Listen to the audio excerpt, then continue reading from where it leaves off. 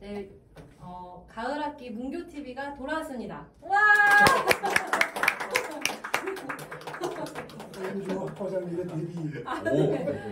네, 제가 이제 학교에 온 지 만 2년밖에 안 됐지만 학과장을 맡게 되어서 열심히 해보려고.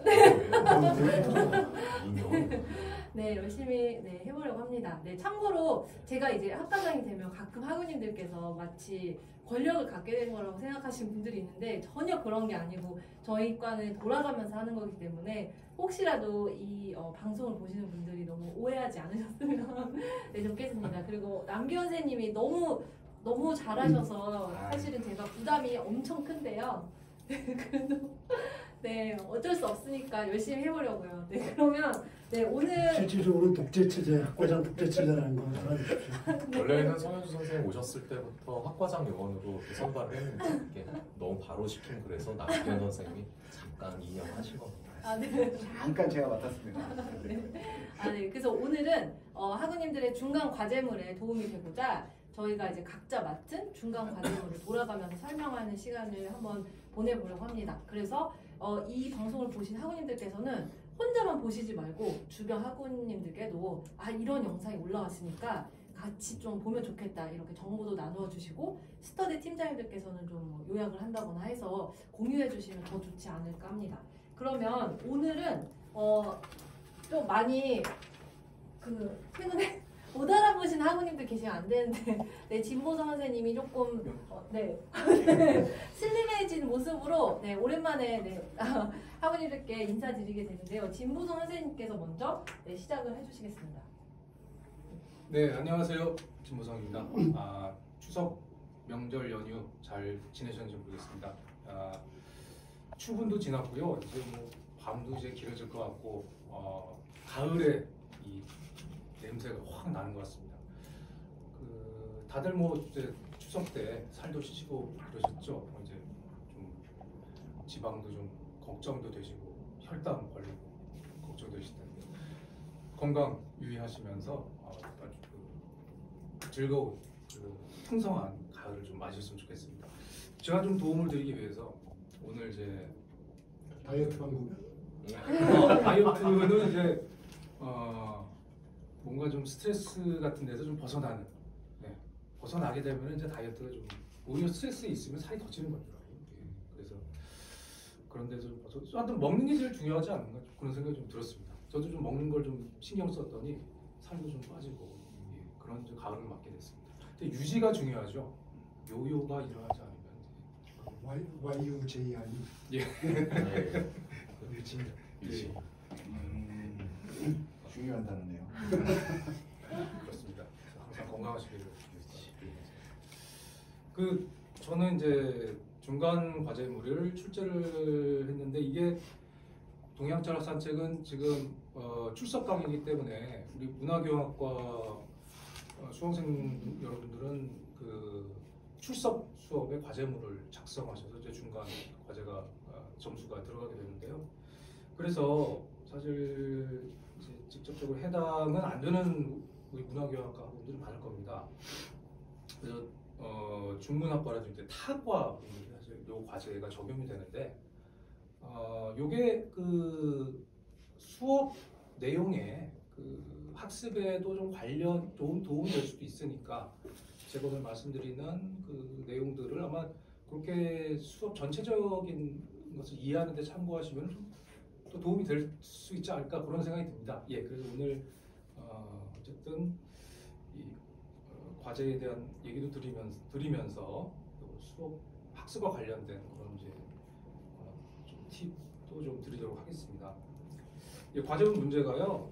이 첫 번째 중국 고대 시기 대표적 철학자인 공자의 중심 사상과 특징을 정리한 후에 양주, 맹자, 순자, 노자, 장자 중간 과제물 작성 기간까지 나가는 이제 영상 지금 새로 찍고 있거든요. 그 영상이 아마 장자까지 나갈 것 같아요. 공자 철학과 비교했을 때 이들이 어떤 점이 차별되는지 제시하고 그 이유를 설명하시오. 첫 번째 문제고요. 두 번째는 제1장 동양 철학은 무엇인가를 읽고 오늘날 우리 인류에게 동양 철학이 필요한 이유 여기에 대한 자기 생각을 서술해보라. 이런 문제입니다. 문제가 작년이나 뭐 재작년이나 크게 아주 많이 바뀌는 건 없습니다만은 약간씩 좀 다르긴 하죠. 예. 저 공자의 철학 사상을 사실 처음에 정리를 잘 하시는 게 중요합니다. 이 문제를 이제 좀 이렇게 과제를 작성하시기 위해서는. 그래서 제가 뭐 항상 방송 강의에서도 강조하고 출석 강의에서도 강조하는 것은 이제 공자의 핵심 사상인 인간다움, 인이라고 하는 것, 그리고 인이라고 하는 것을 어떻게 발현시키려고 수많은 그 덕목들을 공자가 논어라든지 뭐 이런 것에서 춘추라든지 이런 것을 얘기를 했는가, 또 바로잡음, 뭐 숙이 아닌 이런 어떤 수양의 개념들, 이런 것들이 과연 인을 발현하는 것, 인간다움을 발현하는 것과 무슨 관련입니까? 이것이 바로 이제 공자가 평생 동안 자기 학문을 한 어떤 목적, 목표 이런 것들을 다 얘기를 해주거든요. 그래서 요거를 정리를 잘 해놓으시고 다른 이제 비교할 만한 철학자들을 정해서 그들의 사상과 공자의 어떤 중심 사상과의 어떤 차별 지점, 그거를 이제 딱 찾아보시고 그거를 이제 서술을 해주시면은 되는 과제입니다. 또 뭐 여러 그 지점들을 책을 읽으시면서 공부하시면서 이제 발견하실 수 있겠습니다만은 제가 이제 조금 편의상 좀 더 쉽게 들어갈 수 있는 이제 통로를 말씀을 드리면은 뭐 이제 양주 같은 경우 대부분 양주를 좋아하시더라고요. 그러니까 양주가 뭐 양주라고 하는 단어 자체 좋습니다. 신도시도 뜨고 있고. 양주 중에서 어떤 게 제일 좋은가요? 저는 일단 뭐 선생님 양주 혹시 저번에 선생님이랑 같이 마셨던 게 좋죠. 네. 저기 뭐죠? 같이 안 드시는 너무 거 많아서. 네. 예. 양주 좋습니다. 근데 이 양주가 사실 보면 이제 동양에서 개인주의를 처음 얘기한 사람 아니냐. 털 하나 뽑아서 남에게 이익이 되더라도 세상에 이익이 되더라도 안 뽑겠다. 위아라고 하는 그런 이제 자기 개념이 있잖아요. 위아. 나를 위한다. 근데 공자 육아의 그 수양론에 보면 이제 위기지학, 그 위기, 나 기자하고 나 아자인데 그 기자하고 아자가 다르거든요. 위기 위아 전혀 다른 맥락입니다. 요 같은 뜻 같은데 전혀 달라진다. 여기에 대해서 한번 집중을 해보면 좋을 것 같아요. 그러면 이제 전혀 이제 다른 본계의 어떤 세계관 자체가 이제 대립하는 것들이 그려지겠죠. 그거를 한번 양주 편에서 관심 있으신 분들은 이 부분을 한번 잘 보시면 될 것 같고요. 위아도 월드하고는 관계가 있나 위아와? 이게 최근 학계에서는 관계 없는 쪽으로 이렇게 판명되고 있습니다. 아무래도 이제 그게 좀 신빙성이 있지 않나 그런 이제 학계 연구 결과들이 그걸로 논문 한번 써봐도 돼요. 그래서 오셨습니다, 김보수 선생님. 공자가 통편집 해주세요. 공맹과 양목의 구도 뭐 이런 것들도 한번 보겠습니다. 자, 그리고 맹자 같은 경우에는 공자의 사상을 발전시킨 차원에서 인간의 이제 본성론을 얘기한 처음이거든요. 그러니까 공자는 인간 본성에 대해서 얘기하지 않았는데 맹자가 얘기하실 때거든요. 그러니까 그렇게 한 이유가 뭘까? 그리고 그 인간 본성론이 어떻게 왕도 정치라고 하는 정치론과 연계가 될 수 있을까? 그걸 어떻게 근거할 수 있을까라고 하는 그 지점이죠. 그런 부분들이 저희 이제 교재에도 아주 잘 친절하게 설명이 되어 있습니다. 그 부분을 잘 보시면 공자하고는 같은 편이긴 편인데 공자는 다르다. 같은 편인데 다르다. 왜 다른가? 그런 거를 좀 잘 생각해 보시면 될 것 같고요. 순자 같은 경우에는 순자가 왜 예치라고 하는 것을 강조했는지, 예. 공자도 예를 강조했잖아요. 근데 꼭 예하고 예치는 또 다릅니다. 그러니까 순자가 살던 시기는 전국시대 말기를 가면서 훨씬 사회가 복잡 다단해지고 기존 세력과 신흥 세력 간의 그런 이제 대립 이런 것들이 굉장히 강해지던 시기였거든요. 더 혼란했죠. 그러니까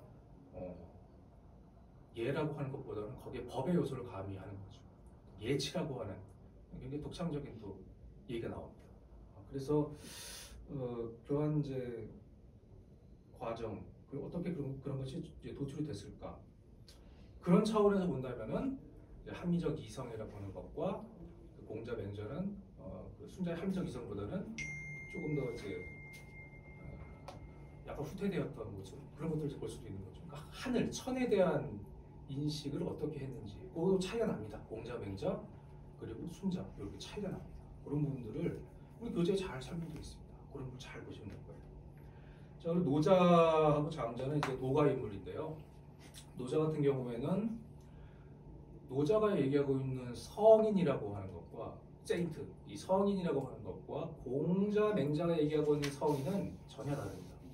그러니까 같은 이 각골문엔 이 귀자가 크게 그려져 있어서 남의 얘기를 잘 들어주는 리더, 요게 성인. 장자나 도가 인물이나 유가 인물들이나 그 남의 얘기를 잘 듣는다는 것에 대해서 인정하는 것은 똑같습니다. 예, 그 각골문에서 귀가 큰 성인에 대한 성자. 근데 그걸 적용하는 건 전혀 다르죠. 그러니까 통치를 위한 어떤 방식으로 성인의 그 이미지와 개념들을 쓰느냐 아니면 수양적 관점에서 성인에 대한 것을 바라보느냐, 이 차이가 있습니다. 그거는 이제 두 개를 잘 비교해 보시면 이제 나올 수 있을 겁니다. 그래서 노자를 쓰실 때는 우리 교재에서 추구하고 있는 내용들은 조금 약간 어려울 수 있기 때문에 그 부분들은 이제 좀 비교를 해보셔서 이제 노자의 그 특성을, 노자 장의 특성을 좀 확인하시면 좋을 것 같습니다. 장자 같은 경우에는 이제 장자 좋아하시는 분이 많더라고요. 예, 근데 요즘에 이제 장자들이 인기가 없습니다. 차자가, 차나, 차녀 이렇게 외동인데 뭐 장자가 따로 차자가 따로 있습니다. 그렇죠. 외동이 많기 때문에 제 기준에서 좀 말씀도 드렸군요. 90년대 얘기를. 장자 좋습니다. 그래서 장자의 철학, 이 장자의 철학은요 변화라는 것이 중심입니다. 그래서 장자는 굉장히 어떻게 오소독스한 철학적 그 첨예한 문제들에 접근해서 그 논쟁 안으로 뛰어들기보다는 사실 이 시대에 자기 독자적인 어떤 세계관을 만든 사람이잖아요. 그러니까 현상 자체를 봤죠. 모든 것이 변화한다. 고정불변한 거 없다.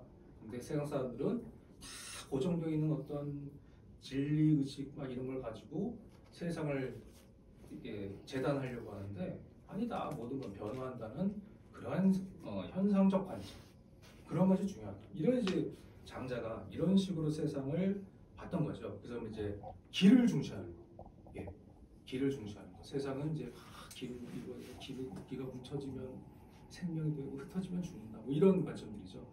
그래서 장자가 자기의 변화 그리고 자기를 망각한다라고 하는 그런 생각들을 다른 철학자들과는 달리 어떻게 그런 생각을 하게 되는지, 그런 시대 배경, 그런 자신의 어떤 배경들 이런 것들을 잘 생각해 보시면 공자하고는 반드시 이 차별되는 부분이 나올 수밖에 없습니다. 그래서 만약에 우리 교재에서 얘기하고 있는 장자가 조금 부족하다면 사실 지금 장자에 관련된 뭐 예를 들자면 EBS에서도 강신주 교수의 이 장자 연재하고 하는데 그런 책들에도 보면은 그런 얘기 잘 나와 있습니다. 다른 책들도 참고하셔도 되거든요.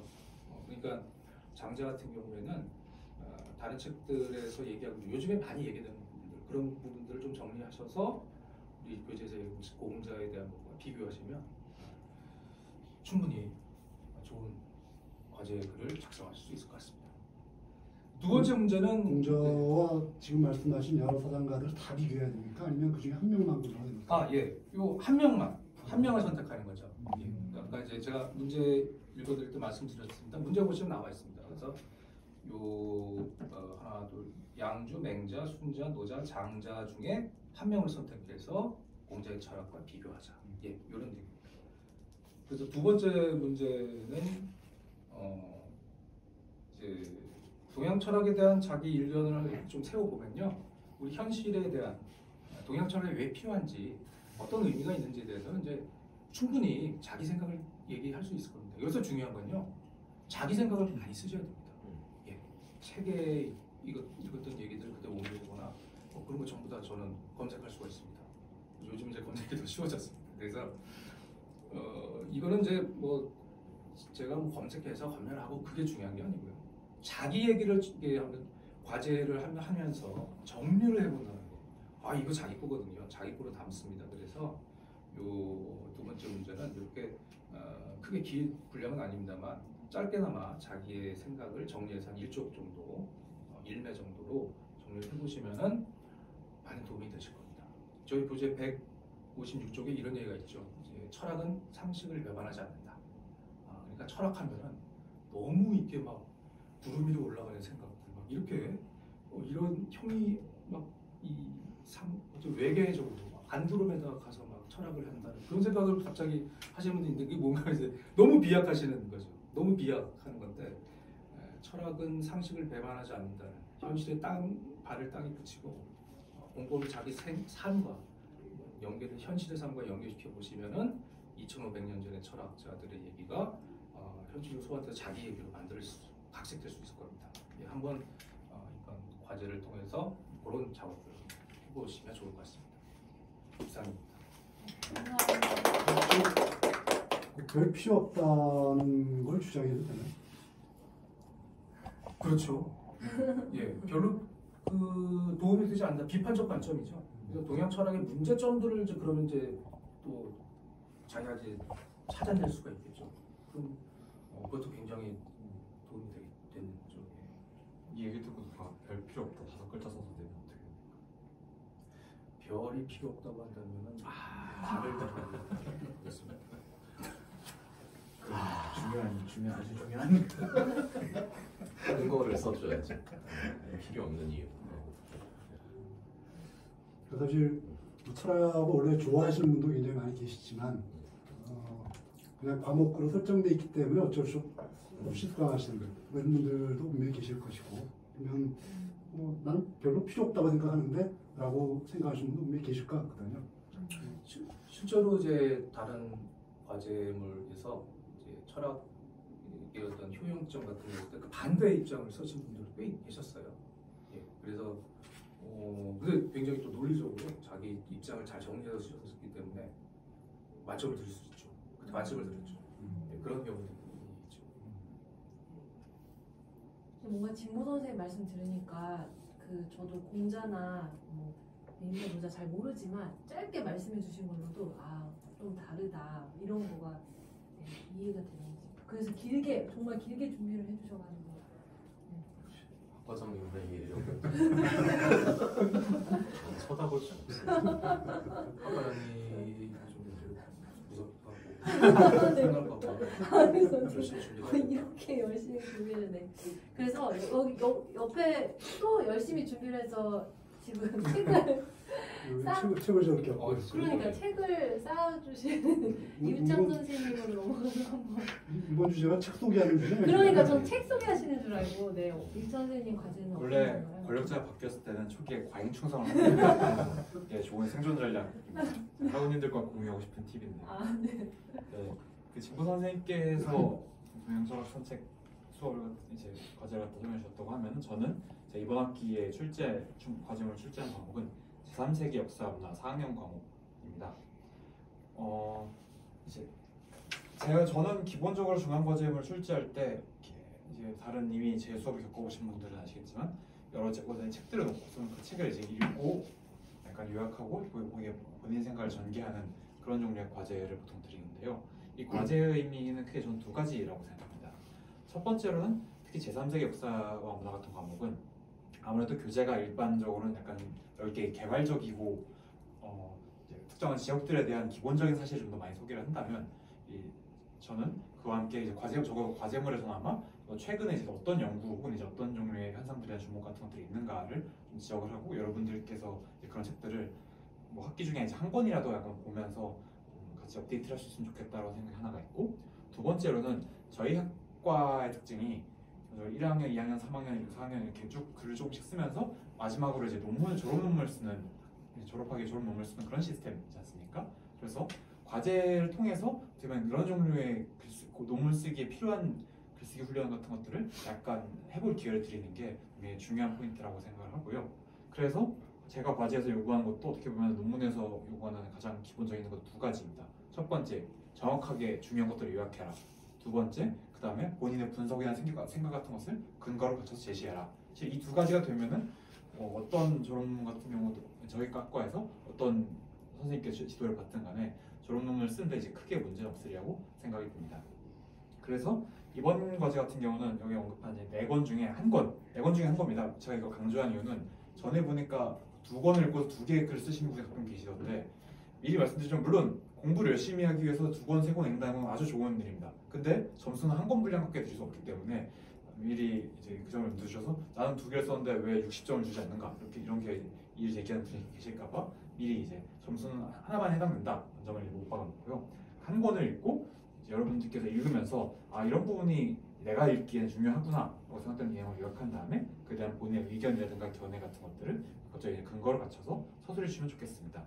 과제물 분량은 제가 지난 이제 L때 리더십 트레이닝 때 많은 학우님들 여러와 같은 호응을 얻었는데 그럼에도 불구하고 어쨌든 글자 수로 먼저 제시를 드린다면 5,000자에서 6,000자 200자 원고지 치면 25매에 30매고 HWP 한글 기본 서식으로 따지면 제 글자 크기 직원이 160을 기준했을 때 A4 2.5에서 3쪽 정도의 분량입니다. 사실 4학년 과제로 생각하면은 그렇게 많은 분량은 아니라고 생각하고요. 지금 말하면서 깨닫는 건데 내년에서는 이제 분량을 좀 더 늘려야겠다는 생각이 약간 드는데 지금 쓰시는 여러분들이 가장 큰 승리자라고 생각하시고 지금 내가 하는 과목이 가장 적은 분량이다 이런 점들을 약간 갖고 이제 만족감을 느끼셨으면 좋겠습니다. 그래서 기본적으로는 뭐 밑에 지시사항 같은 것도 이미 보셨겠지만은 표지, 목차, 참고문 같은 건 굳이 필요 없고 어차피 책 한 권 읽고 쓰는 거니까요. 서론, 본론, 결론, 형식 같은 것들을 갖추면 좋대. 가끔 가다가 보면 요약하다 보면 그게 어렵다 하시는 분들 있는데 괜찮습니다. 꼭 이제 이건 갖추면 좋다는 거지 이걸 갖춰야만 한다는 것은 아니니까 어쨌든 글을 읽는 사람이 이제 글을 쓴 과제를 제출한 분이 과제의 내용을 갖다 잘 수행하고 있다라는 것들만 캐치할 수 있을 정도로만 써주시면 되겠습니다. 그리고 제가 모든 과제에서 미리 말씀드린 것은 표절은 하지 마라. 이제 글을 약간 못 쓰더라도 저는 기본적으로 글은 약간 못 쓰더라도 그런데 하라는 과제 다 했다라고 치면은 웬만하면은 만점까지 아니라도 상당히 높은 점수를 100점 만점을 치면은 90점 이상을 다 드리려고 하거든요. 하지만 절대로 용서할 수 없는 게 딱 용서받기 힘든 게 두 가지인데 하나는 너무 명백하게 분량이 부족할 경우 이런 경우는 이제 분량에 따라서 감점을 하게 됩니다. 그리고 두 번째가 표절입니다.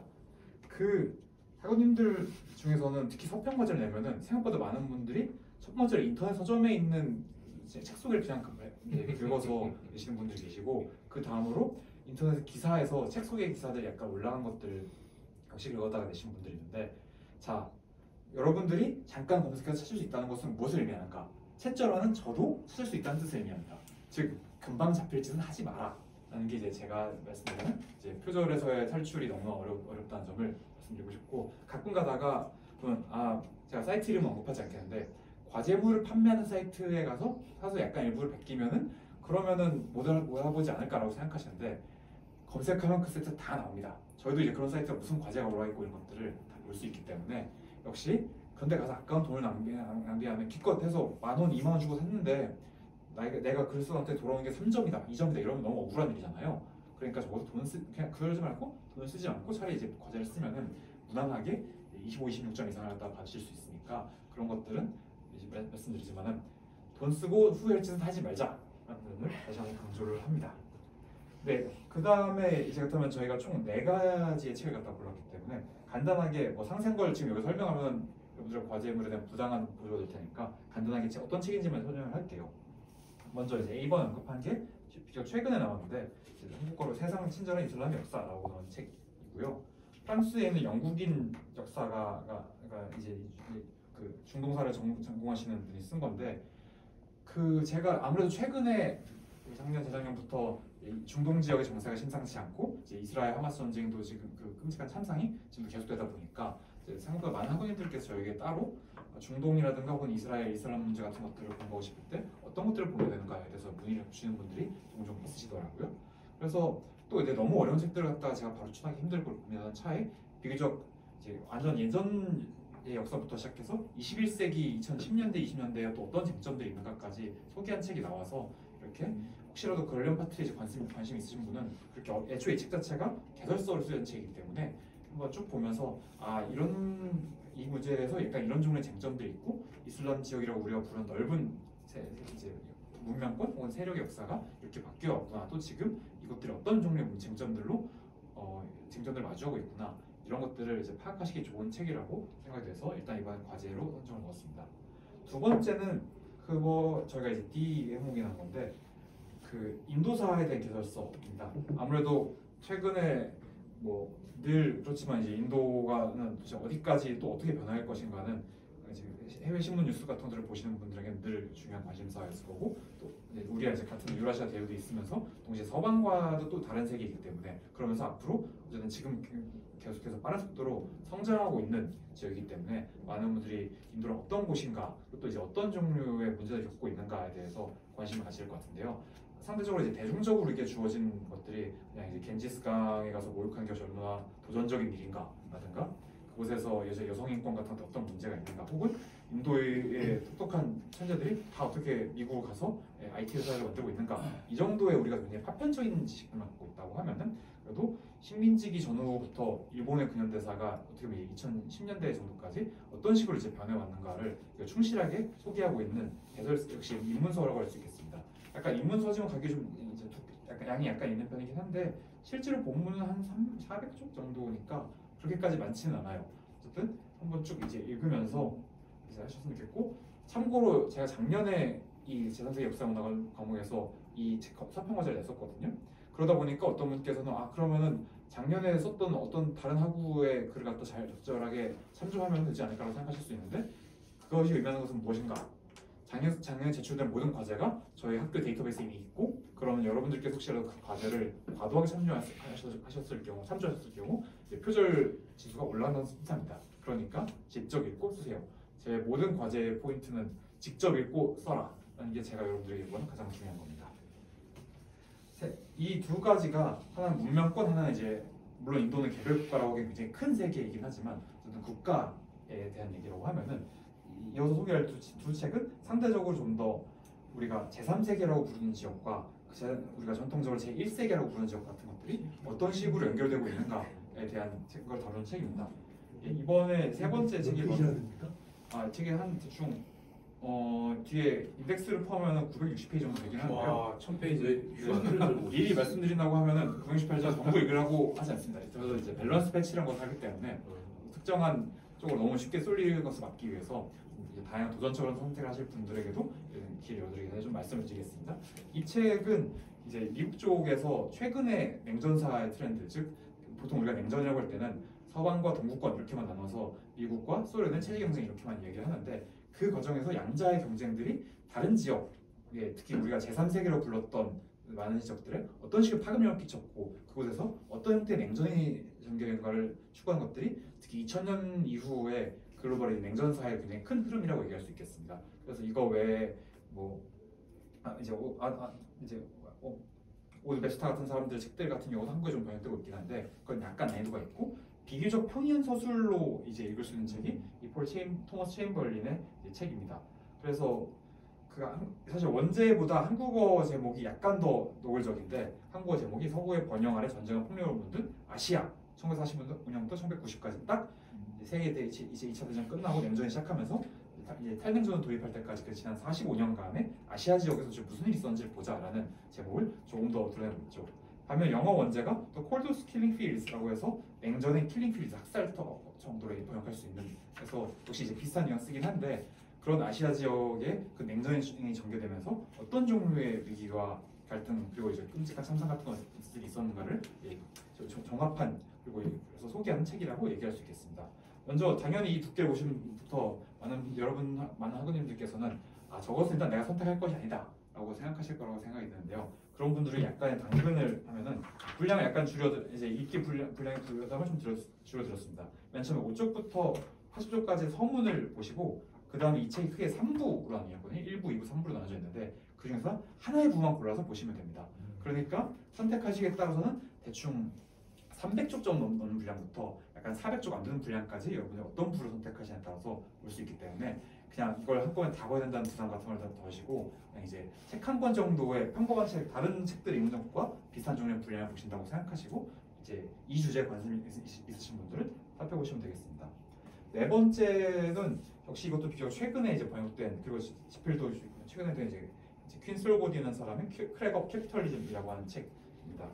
그 슬로보디언은 2010년대 말에 이제 신자유주의, 새로운 신자유주의 연구로 이제 약간 학계에서 주목받고 있는 사람이고, 이건 이제 그 사람이 슬로보디언이 쓴 조금 더 약간 대중적인 스케치라고 할 수 있는 책인데요. 제목만 봐서는 이제 크랙업 캐피털리즘이, 그래 캐피털리즘이 자본주의인 것은 알겠다. 근데 크랙업이 뭐야? 라고 하실 수 있을 것 같은데, 쉽게 말하면은 그런 어떤 형태의 우리가 살고 있는 국가와 이런 것들이 어떻게 구멍을 내고 있는가, 자본주의가 어떻게 구멍을 내고 있는가에 대한 이야기라고 할 수 있겠습니다. 이렇게만 놓고 보면은 그냥 뻔한 자본주의 비판서가 아닐까 싶은데, 제가 그냥 어쨌든 이 책에 흥미가 가실 분들 위해서 두 가지 포인트만 지적하자면, 첫 번째로 당연히 이제 우리가 제3세계 수업이니까 이 책에서 슬로보디언에 관심을 갖는 것은 서방 세계에서 혹은 흔히 얘기하는 미국과 영국에서의 신자유주의 이런 것이 아니라 그런 종류의 특히 냉전기가 끝나고 나서 1990년대 이후에 그런 신자유주의 혹은 이른바 우리가 자유지상주의자로 부르는 사람들, 혹은 이제 글로벌한 각종 테크노 재벌 같은 거 부르는 사람들 같은 경우들이 어떻게 국가의 세금 압박 같은 것들이나 각종 규제를 피해서 이런 다른 국가를 통해서 혹은 그런 사람들을 갖다 유치하기 위한 구역이라든가 특정한 정부 내에서의 이제 또 다른 지역 같은 것들이 어떤 식으로 생기는가, 그리고 그 사이를 갖다가 이런 형태의 자유지상주의자들이 어떻게 파고들어서 거기들의 자기들의 영토를 개척하게 되는가에 대한 그 과정들을 여러 케이스들을 통해서 이제 그려낸, 그런 흐름을 그려낸 케이스 스터디라고 할 수 있겠습니다. 공간적으로는 뭐 영국이라든가 미국 같은 얘기도 당연히 나오긴 하지만 홍콩이라든가 싱가포르라든가 소말리아, 이제 두바이 이렇게까지 우리가 보통 심지어 약간 한국의 송도도 지나가지만 언급이 되긴 합니다. 그런 형태 일종의 새로운 자유구역이라든가 어쨌든 국가 없는 곳에서의 이제 딱 이런 형태의 시장지상주의자들에게 최적화된 형태의 국가를 새로 개조하려는 종류의 노력 같은 것들이 어떻게 되고 있는가를 다양한 케이스를 통해서 보여주고 있고, 연도도 거의 2022년도 케이스까지 다루고 있기 때문에 방금 말씀드렸지만은 이 책 같은 경우 딱 이제 냉전기에서 90년까지 맞춘 책이라고 하면은 크랙업 캐피털리즘은 물론 태처 같은 사람들이 나오긴 하지만 기본적으로 90년대 이후 이제 탈냉전기 이후에 이른바 우리가 민주주의, 민족국가라는 것들에 대한 여러 가지 도전들이 발생하는 과정에서 그런 시장 자유주의자들이 혹은 자유지상주의자들이 어떤 종류의 시도를 하게 되는가를 보여주는 작업이라고 할 수 있겠습니다. 기본적으로 약간 대중독자를 쓰여졌기 때문에 뭐 새로운 이름이나 이런 것들 많이 나오긴 하겠지만 책의 내용 자체는 그렇게 어렵진 않고요. 번역도 나쁘지 않습니다.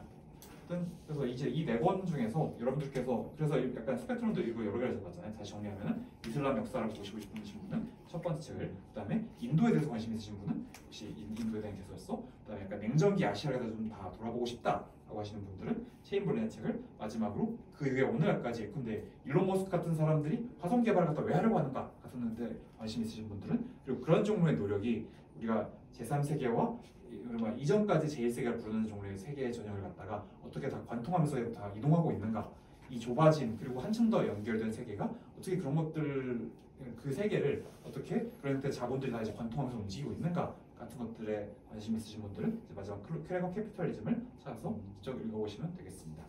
네, 일단 이 정도면 그래도 중간 과제에 대해서 제가 드릴 수 있는 기본적인 설명은 드린 것 같습니다. 근데 제가 읽어도 이 아시아 책이 평이하게 느껴질 수 있을까요? 원래 이제 항상 이런 게 질문 어려운 게, 왜냐하면 권력자가 묻는 질문은 항상 뭐가 이 사람이 원하는 답이지? 그래서 제가 이제 고민해야 되기 때문에 너무 힘든 것 같은데요.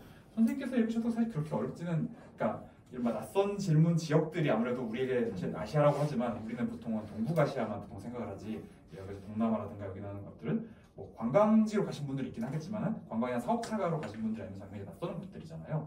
그런 낯선 곳들에 대해서 약간 이제 좀 그런 뭐라고 해야, 이질감이라든 거리감 같은 걸 너무 느끼시면 안다고 하면은 사실 그렇게까지 읽는데 큰 무리는 없지 않을까 싶습니다. 우리 앞에 서문 같은 경우가 좀 이제 책의 전체적인 개발을 하다 보니까 약간 압축된 부분 같은 것들이 있을 수 있는데, 어쨌든 제 생각 역사가들이 쓰는 책들의 가장 큰 장점은 시간과 공간, 사람, 지역을 갖다 딱 이제 지역에 지목한 다음에 거기서 언제 누가 뭘 하고 있는가를 보는 거라서, 이따가 이제 추상적인 부분 같은 게 잘 이해가 안 된다고 하더라도 그럼 누가 뭘 했는가, 누가 언제 뭘 했지, 여기에만 집중해서 보셔도 사실은 그냥 재밌게 보실 수 있지 않을까 싶습니다. 사실 정성스럽게 대답해 주셨지만 오답입니다.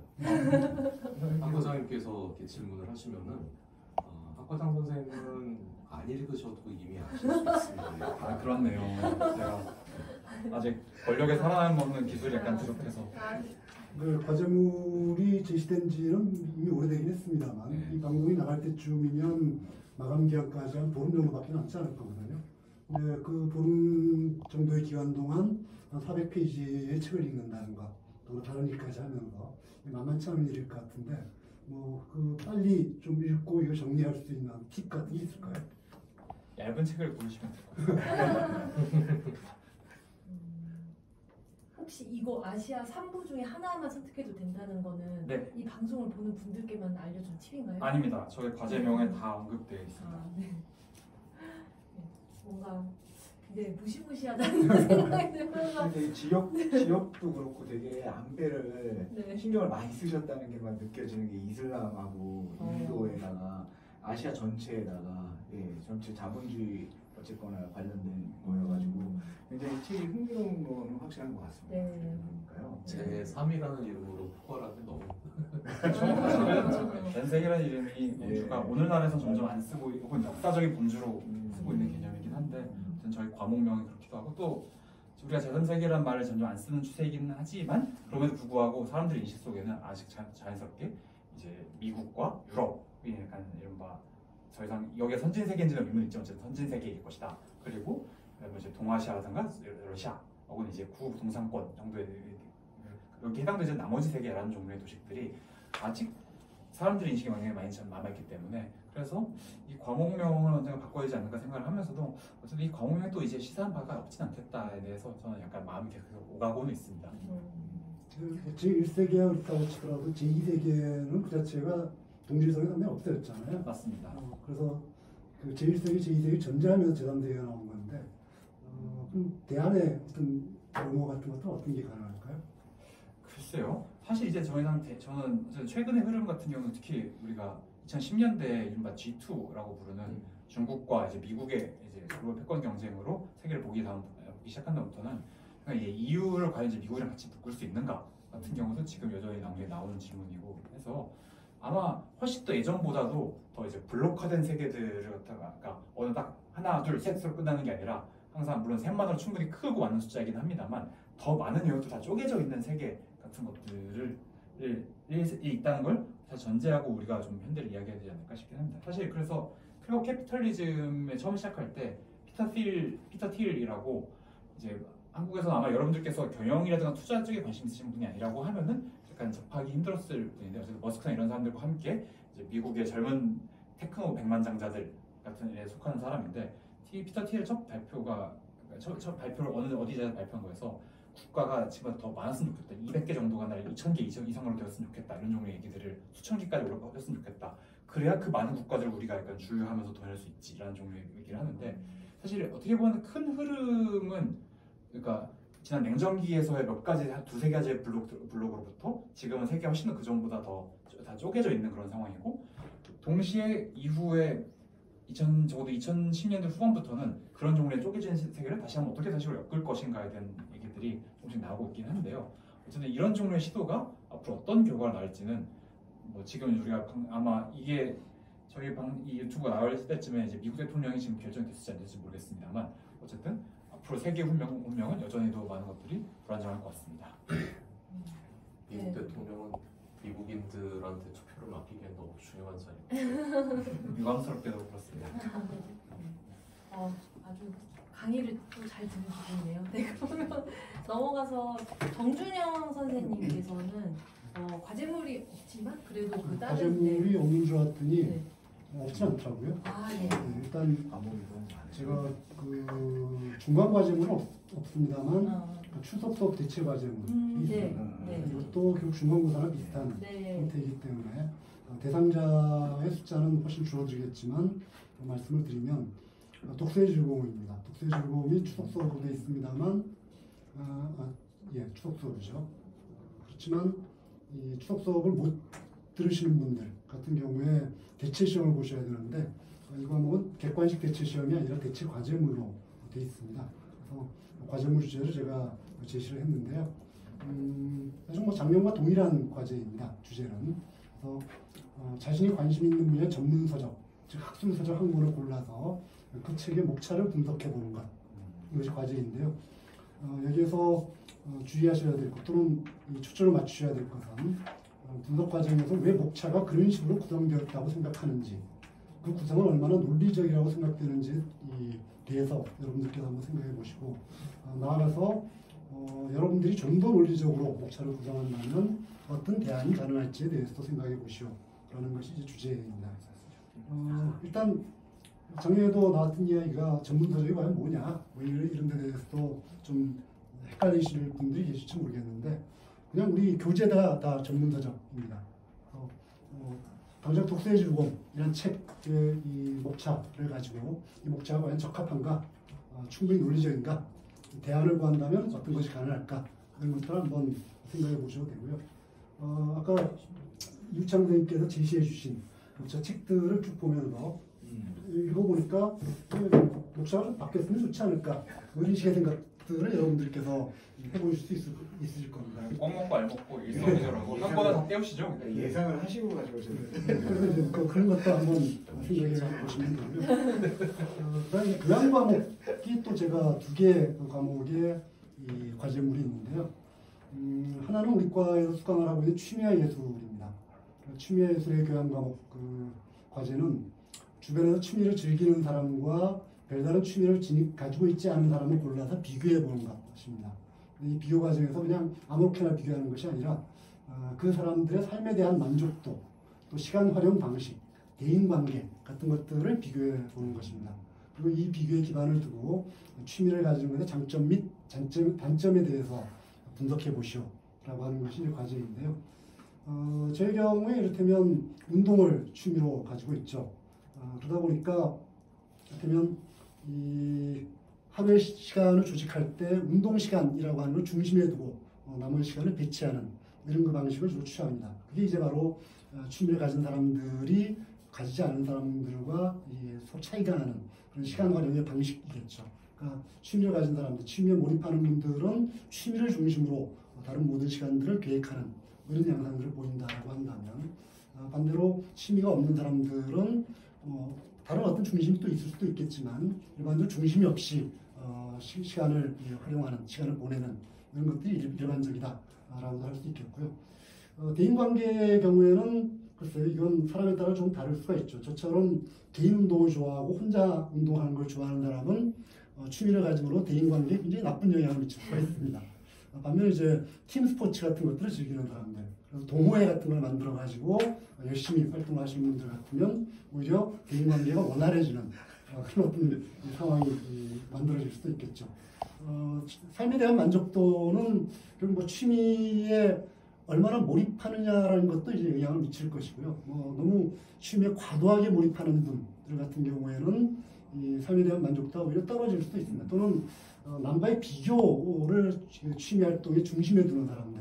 그래서 되면 뭐 남들은 골프장 매주 나가는데 또는 뭐 매일 나가는데 나 1년에 한 번도 못 나가네. 뭐 이런 거 갖고 비교하신다면 오히려 삶에 대한 만족도가 떨어질 수도 있죠. 근데 취미 자체 즐거움 같은 것에 초점을 맞추고 그 활동을 즐기는 것에 만족을 느끼는 분이라고 한다면 취미 활동을 즐김으로써 삶에 대한 만족도도 높아질 수 있을 겁니다. 1년에 한 번 골프장 못 나가면 골프가 취미가 아닌 거 아닙니까?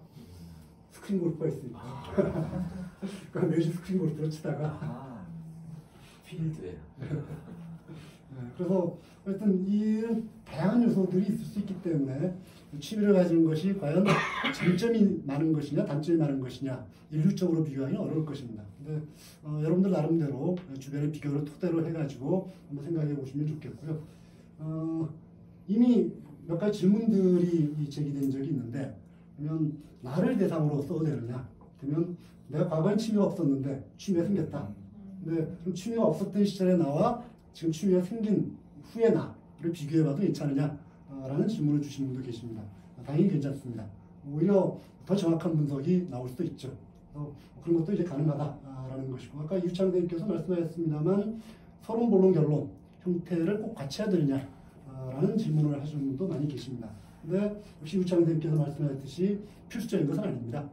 권장을 하긴 하지만 이게 학술적 글쓰기의 전형이기 때문에 권장을 하긴 하지만 강요하지는 않습니다. 여러분들이 편한 형식으로 쓰셔도 되고 서론, 본론, 결론이라는 형식을 따른다고 하더라도 반드시 서론, 본론, 결론이라는 제목을 달아야 되는 것은 아닙니다. 그러면 주제별 제목이라는 걸 달 수도 있죠. 그래서 만약 취미와 예술 이 과제를 가지고 얘기를 한다라고 한다면 서론이라는 이름을 달기 전에 달지 않고 취미를 가진다는 것이랑 이런 식의 제목을 서론으로 잡을 수도 있고요. 그다음에 이제 본론이라는 말을 쓰지 않고 취미를 가진 사람과 가지지 않은 사람의 비교라는 것이 본론의 제목이 될 수도 있습니다. 그리고 결론을 따로 이 결론이라는 제목을 달지 않고 취미는 좋은 것이요. 이런 식으로 결론의 제목을 달 수도 있고요. 그래서 그런 형식에 대해서는 여러분들이 편한 형식을 취하셔도 되니까 크게 걱정하지 않으셔도 된다라는 말씀을 드리고 싶고, 자, 이 과목은 우리 과에서 공식적으로 지정하지는 않은 과목입니다. 그런데 혹시라도 수강하고 계실 분이 계실지도 모르니까 역시 간단하게 설명을 드리자면 세대와 소통이라는 과목입니다. 세대와 소통 과목에 제가 낸 과제의 주제는 주변에서 세대가 서로 다른 사람들 사이에 발생한 갈등 사례를 하나 찾아본 후 다음을 분석해 보시오 라고 하는 것인데요. 첫 번째로 갈등의 내용은 무엇인가, 두 번째로 갈등의 원인은 무엇인가, 그 다음에 갈등이 발생하는데 세대가 다르다는 점이 얼마나 영향을 미쳤는가, 또 갈등의 바람직한 해결 방안은 무엇인가 라는 것, 이 네 가지를 살펴보시면 되는데, 그렇다면 여기 학과장님과 저의 경우에는 세대가 분명히 다르죠. 일반적인 기준으로 보자면 세대가 분명히 다릅니다. 근데 학과장님과 제가 저 사이에 어떤 갈등이 생겼다라고 했을 때 그 갈등이 반드시 세대 차이에 의해서만 일어나는 것은 아닐 수도 있습니다. 다른 형태의 갈등도 분명히 있을 수가 있죠. 그렇기 때문에 되면 갈등의 내용이 무엇인가, 무엇 때문에 어떤 갈등이 있는가, 그리고 그 갈등의 원인은 무엇인가라는 것을 먼저 살펴봐야 되고, 그렇다면 그 원인하고 이 세대차라고 하는 것이 얼마나 연결되어 있는가 라는 것을 역시 여러분들 나름대로 한번 확인을 해보셔야 된다라는 것이죠. 그래서 그런 원인을 찾았다라고 한다면 그래서 갈등의 바람직한 해결 방안은 과연 어떤 것이겠는가라는 것을 한번 생각해 보시는가, 이것이 바로 세대와 소통 과제물의 주제입니다. 예. 감사합니다. 새삼 그 정규현 선생님께서 아까 운동을 기준으로 하루의 시간을 짜신다는 말이 굉장히 감명 깊게 다가오고 저도 한번 그런 삶을 살아보고 싶다 이런 생각이 드는데요. 제가 알고 있기로 선생님의 운동 시간 한 3시에서 3시 반경? 근데 지금 제가 서울지역대학에 가 있기 때문에 그 서울지역대학에는 운동시설이 없거든요. 학교에 올 때만 운동을 하다 보니까 요즘은 11시 반에서 12시 반. 그러니까 회의가 보통 2시에 시작하니까 회의 시작 전에 운동을 하고 그다음에 이제 식사를 하고 일을 하는 일만 요청하고 있습니다. 그럼 평소에 걷거나 하시는 건 운동에 카운트가 안 되는 겁니까? 그거는 뭐 그냥 일상이죠. 누군가의 운동이 누군가의 일상이 될 수 있다는. 네, 감사합니다. 그러면 이어서 남기현 선생님. 예.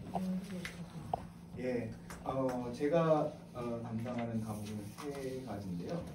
일단 먼저 인간과 과학은 간단하게만 말씀드리겠습니다.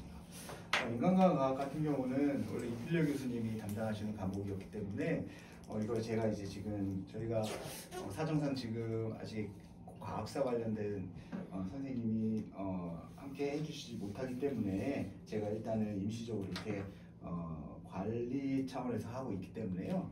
기존에 있었던 문제를 그대로 이렇게 냈습니다. 그래서 총 4가지 문제가 있고요. 그러니까 가습기 살균 피해, 빅뱅 관련된 거, 코비드-19, 그 코로나죠. 그 다음에 일산화탄소 중독 사례, 이거를 원인을 조사하고 이제 분석하는 글입니다. 그래서 과제 지시사항 보시면 이 중에서 하나를 고르시는 겁니다. 학우님들, 그 아까 유정 선생님께서 말씀해 주신 것처럼 2개, 3개 쓰신다고 이게 점수를 2배 드릴 수 없으니까 하나만 이렇게 해주시면 될 것 같고요. 여기 보시면은 문제에 명확하게 글자 수는 3,200자 기준으로 플러스 마이너스 4배라고 되어 있습니다. 그러니까 이 기준에 맞춰 가지고 학우님들께서 관심 있는 주제를 적어주시면 되겠습니다. 그리고 채점 같은 경우도 전문적으로 이 관련된 전문적인 연구자 선생님들께서 꾸준히 채점을 해오셨기 때문에 걱정하지 마시고 제가 이렇게 좀 안내도 드리고 신경 쓰고 있으니까요. 걱정하지 마시고 이 기준을 맞춰서 적어주시면 좋은 점수를 받으실 수 있으실 겁니다. 그리고 뒤에 제가 말씀드리겠지만 반드시 과제 작성 시 지시사항 꼭 이 기준을 보시고요. 그리고 표절은 하시지 않으면 좋겠다. 하고 이렇게 말씀드리겠습니다. 그리고 반드시 서술형으로 이렇게 작성해 주시고요. 이렇게 해주시면 좋은 점수를 받으실 수 있으실 겁니다. 그리고 이제 제가 이렇게 출제를 낸 것은 두 과목입니다. 하나는 역사 1학년 수업 역사의 현장을 찾아서, 그리고 3학년 수업 전통사회와 생활문화입니다. 저 같은 경우는 이제 학우님들도 이제 아시겠지만 저는 보통 1학기 때는 교재 요약을 내고요. 그리고 2학기 때는 보통 이제 직접 본인이 생각해 보거나 아니면 답사를 가는 문제를 좀 많이 내거든요. 그래서 그 연장선상에서 하신 분들한테 너무 가혹한 거 아닌가요? 좀 설명을 제가 드리고 있습니다. 그래서 2학기 그 과제물은 4학년 학우님들 같은 경우는 이제 수업 같은 경우는 이제 보통 요약하는 문제를 드리지 않고요. 대신에 그 학년이 적은 학우님들한테는, 낮은 학우님들한테는 요약하는 문제와 같이 섞어서 냅니다. 보통. 근데 이제 모르겠습니다. 이제 뭐 마음이 변할 수도 있고, 우리 학우님들이 너무 잘하시고 그러면 제가 한 단계를, 그러니까 제가 생각하는 단계가 있어서 그런 건데요. 그러니까 다 앞서서 선생님께서 말씀해 주셨지만 저는 일단은 우리 특히 문화교양 학우님들한테 이렇게 중요한 게 글쓰기라고 생각하기 때문에 글쓰기의 가장 기본 단계는 1단계는 요약이고, 그러니까 전체적인 책을 보고, 그러니까 정준영 선생님께서 말씀해 주셨지만 목차 확인도 하고, 그리고 내가 쓰려는 게 어느 내용이 있는지 좀 파악하고 그거를 찾아서 요약하는 거를 좀 중요시해서, 그래서 중간 과제물 요약으로 내고, 그 다음에 이제 짧은 글쓰기, 뭐 A4 한 장에서 한 장 반 정도, 길게는 A4 한 2장 정도 짧은 글쓰기가 중요하다고 생각해서, 그건 제가 보통 답사기나 아니면은 내가 그 시대에 가봤으면 어떤 생각을 할까 이런 거를 참고하는 그런 과제를 드리고요. 그리고 긴 글쓰기는 이제 우리 논문이 있으니까 논문으로 이렇게 그렇게 개인적으로는 그런 단계를 세워놨기 때문에, 그래서 중간 과제물은 제가 이제 요약을 이렇게 좀 드리는 편입니다. 그래서 역사 현장을 찾아서는 총 5개 문제인데요. 5개 문제인데 이게 다 교재에 있는 내용입니다. 그래서 교재의 각 장 말미에 이제 그 문제가 있거든요. 과제 뭐 어떻게 생각해 보자 이런 게 있어가지고 그 내용이고요. 그래서 첫 번째 문제는 고구려가 산성을 축조한 이유, 그리고 산성의 군사적 방어 기능. 두 번째는 조선통신사 사절단 관련된 내용이고요. 그리고 세 번째는 고려시대 이규보 관련된 내용입니다. 네 번째는 이순신의 백의종군, 그리고 5번째는 최구의 표회록, 이렇게 됩니다. 그래서 가장 먼저 학우님들이 하셔야 될 것은 이 내용이, 문제에 관련된 내용이 어느 장에 있는지 먼저 교재를 보시고 파악을 하셔야 됩니다. 그리고 거기에서 그 교재 내에서도 이 내용이 어디 있는지를 파악하셔야 되는 거죠. 그거를 먼저 파악하신 다음에 각 문제당 각각 다 적어주셔야 돼요. 각 문제당 A4 용지 반매 17에서 20줄로 요약을 해주셔야 됩니다. 그리고 요약은 반드시 서술형으로 해주시고, 그리고 요약을 하시는 거니까 참고문헌 사용하시지 않으셔도 됩니다. 인터넷 사용하지 마시고요. 그리고 다른 교재, 다른 책이나 이런 거 참조하지 않으셔야 됩니다. 반드시 교재만을 보시고 요약해 주시기를 부탁드리겠습니다. 그리고 그래서 그러면은 이제 교재를 사용하시니까 또 하나 제가 요구하는 거 항상 있는데, 아시는 분들 있으시겠지만 교재 참고하신 교재에 쪽수를 적어 주셔야 됩니다. 그래서 과제 작성 지시사항이 있는데요.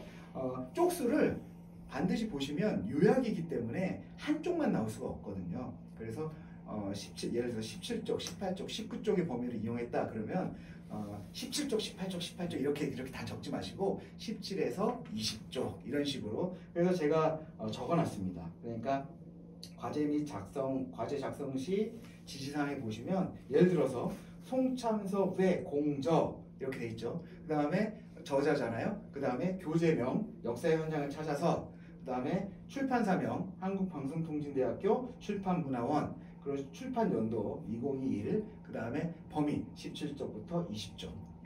요거가 이제 출처를 밝혀주는 연습을 하시는 거예요. 그래가지고 반드시 교재 전체 장을 다 적으시지 마시고 인용한 거 반드시 내가 중심적으로 인용한 게 반드시 있을 겁니다. 문제가 구체적이기 때문에 그 부분을 적어주시는 겁니다. 그래서 제가 잘못된 예와 올바른 예도 이렇게 넣어드렸고요. 그리고 가끔 가다가 워크북하고 그리고 우리 교재의 각 장 말미에 보면 요약이 있어요. 요약되어 있습니다. 그거를 다시 또 적어주시는 분 학우님들이 계시는데요. 그렇게 해주시면 안 되겠습니다. 워크북과 교재 말미 요약은 참고용입니다. 그리고 아까 이유창 교수님께서 말씀해 주셨지만 우리가 이게 문제를 내잖아요. 그 문제가 매년 달라져도 정말 학기 시작하자마자 이게 판매 사이트에 올라옵니다. 그 얘가 올라오는데요. 학우님들께서도 글을 잘 쓰십니다. 그러니까 반드시 거기서 뭐 이렇게 사시거나 그러시지 마시고 학우님들께서 직접 정리를 해주시면 감사하겠습니다. 그래서 결론적으로 제가 5문제잖아요. 그래서 한 문제당 다 A4 반 페이지 정도니까 그거를 곱하기 5 하면 총 분량은 2.5에서 3매 정도 되겠죠. 표지 제외하고요. 그리고 말씀드리면 저는 요약이기 때문에 그 일정한 규정 그리고 일정한 제한 내에서 요약을 하시는 겁니다. 무조건 길게 하시면 안 돼요. 그러니까 예를 들어서 나는 고구려가 좋아 그래가지고 고구려를 막 한 2장 쓰시고 그러시면 안 되는 거죠. 다 모든 문제 균형감 있게 반 페이지 정도로 이렇게 제한된 균형 내에서 보시고 그게 만약에 오버가 됐다 그러면은 넘쳤다 그럼 다시 확인해 보시고 줄이셔야 됩니다. 그리고 적다 그러면 다시 늘리셔야 됩니다. 그런 과정에서 글은 확실히 좋아지실 겁니다. 그렇게 해서 작성해 주시고요. 여러분 세계사 과제가 훨씬 더 쉬워 보이지 않습니까? 아닙니다. 저는 교재를 사용하는 거기 때문에 그다음에 이제 3학년 이제 과제 중에 전통 과목이 전통사회와 생활문화인데요. 동일합니다. 작성하시는 방식은 동일한데요. 3학년 학우님들은 아무래도 1학년 학우님들보다 더 익숙하시고 요약하는 게 우리 많이 해보셨거든요. 그래서 요약을 좀 더 길게 할 겁니다. 그래서 문제는 총 3문제입니다.